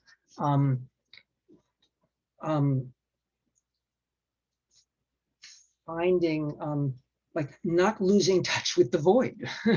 I mean, in a way, and I think that transhumanism is actually a kind of fantasy that we could live, that the void is dispensable, which means also that subjectivity is dispensable. Because I think that the way I understand Freud's breakthrough is to understand sort of what happens in modernity is that the void is needs to be thought of in relation to the unconscious. That is, the void is sort of this extimate dimension. It's in us, but it's not of us. And so in a certain sense, the elaboration of, what would be called, the invention of the self, the elaboration of a self, is also a constant engagement with this insistence of a void. And the ethical relation is also a relation to the other's way of insisting. And so I think that in a certain sense, I almost want to say that what happens is we split the difference of negative theology. That is God's difference from himself. God, all his predicates, God's nature, and then God's meta natures, metaphysis, his being in excess of his nature, and being enjoying this dimension of the unnameable. This, in a certain sense, becomes relocated, you could say, as part of a reconceived ethical relation, which is not virtue ethics. It's about sort of our modes of insistence, which I think, the Lacanians would say are ways of enjoyment, modes of enjoyment, how we live with the enjoyment of the other. Does it terrify us? Does it make us anxious, and so on? So I think what happens is there's a shift in the plane, from a vertical to a horizontal engagement with a dimension of surplus scarcity. God owned the surplus scarcity as constitutive of divine being. Now we own it in a certain sense, or rather it's been redistributed to us. And it's like it's become more our responsibility for, being creative with it, which means like creating. It's like engaging in processes of creation. Creation is in part the deployment of this void. It's distribution, it's protection, but it's I don't know. I mean, this is like sort of vague, but I think that, again, I think that it's easy. I'm just thinking these things recently, that the problem is not what happens to theology, but what happens to negative theology. And that is the hollow. There's this wonderful, one of the crucial Shakespeare play that Kantorowicz uses to talk about the king's two bodies is Richard II. And he does this very early in the book on the king's two bodies. But he doesn't discuss a scene which I find like incredibly important. And I think he's not leaving it out does damage to his overall theory. And it's a scene not with the king, but with the queen, with the queen. And when Richard is sent, it goes off to Ireland to put down a rebellion. The queen is left with Bushy, a member of the king's entourage. And Bushy notices that the queen is, he says, too much sad. So there's an excess of sadness. And he's constantly trying to say, your sadness is out of proportion to what happened. Richard will return. He's fought, he'll be da. He's fought, he'll be da. And she says, no, that's not, it's not that. And she says, I know, I'm now quoting from her, yet I know no cause why I should welcome such a guest as grief, save bidding farewell to so sweet a guest as my sweet Richard. Yet again, methinks Some unborn sorrow, ripe in fortune's womb, is coming towards me, and my inward soul with nothing trembles. At something it grieves more than with the parting of my lord the king. So now one could say that what she has a premonition of Richard's deposition. That it's not that, you know, he's gone, it's that he will be deposed from his throne. And I think that's, you know, that makes sense, but I think that's still a kind of a rendering of her grief as determinate. And I think what she's actually experiencing or registering is this surplus grief, that too much sad means it doesn't have an object.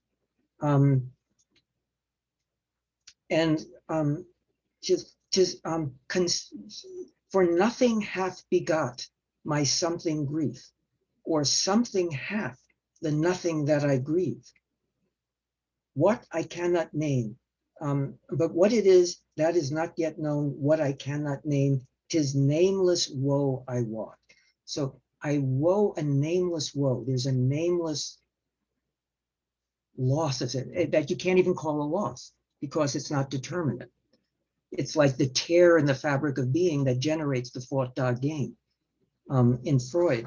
And then I think what I want to do is connect this to this famous speech that Richard gives when he returns from Ireland, and he's on the Welsh coast, and there's this, he's with his people, and he says, "For God's sake, let us sit upon the ground and tell sad stories of the death of kings.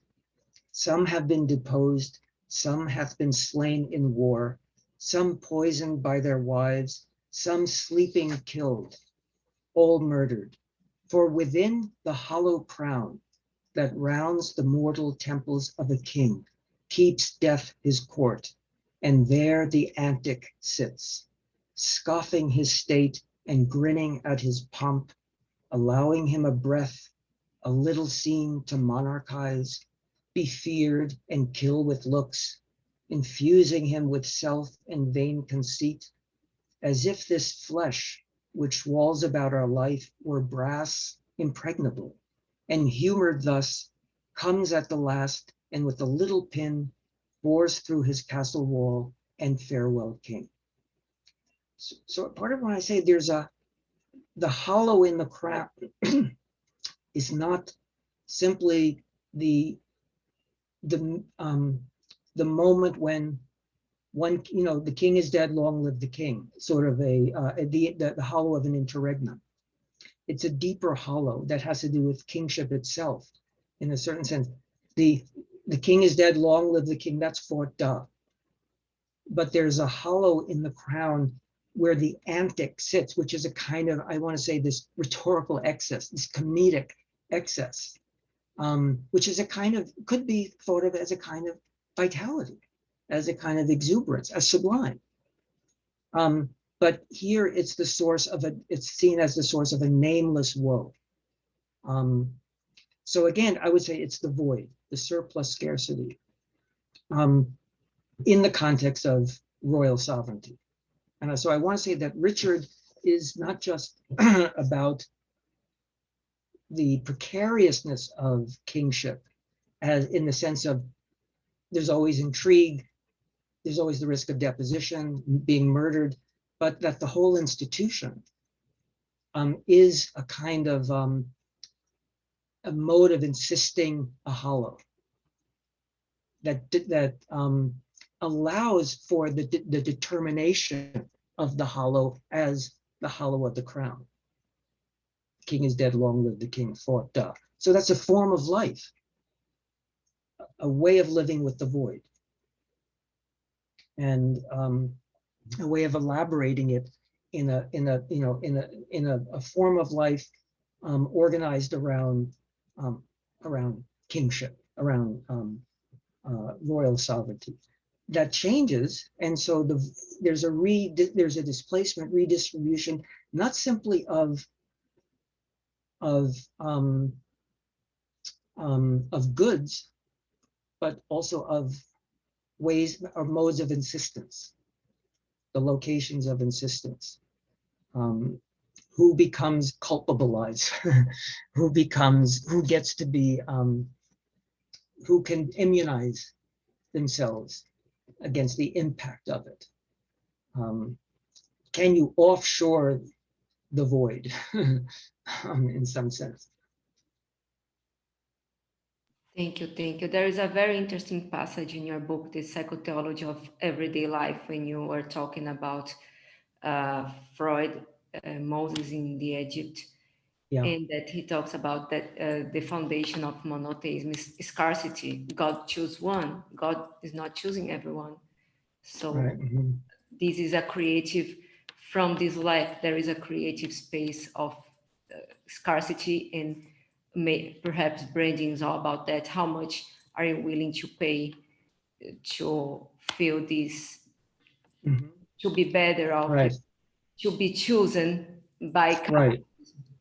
Thank you so much. I'm very thankful for the participation of all of you, Professor Monateri, Professor Aaron Santner, Professor Ugo Matei. It was a wonderful opportunity to connect a multidisciplinary topic, intercontinental too, not only interdisciplinary, but also intercontinental, because we can call it. I very much appreciate this opportunity that the Collegio gave me, and also all of you to be here today. Thank you so much. Thank you. So I'm also deeply appreciative that you made this happen, that you gave me this chance to share my thoughts with you, even in this kind of very alienating space, you know, of Zoom.